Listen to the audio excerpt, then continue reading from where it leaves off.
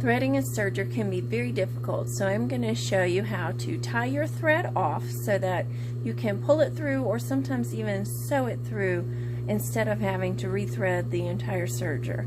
I call this a weaver's knot. Let's see.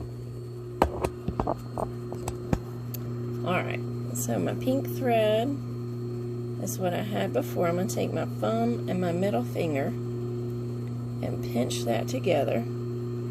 I'm going to leave about an inch sticking out. My white thread is what I'm changing to, so I'm going to put that behind the pink thread, cross them over and pinch that in there too, so they're crossed over each other. And I'm going to take my white thread, wrap it around my thumb, take it behind and then in between those two,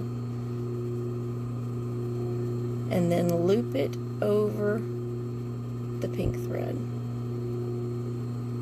Alright, now I'm going to pull it, keep it pinched together until you can actually feel that knot in there.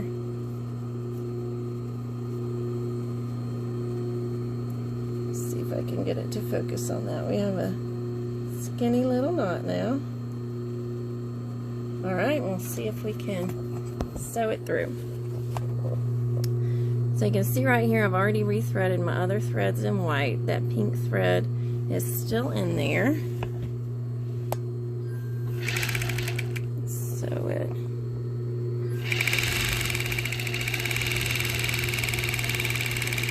Here comes the white thread. Here we go. All changed out, just tie a knot.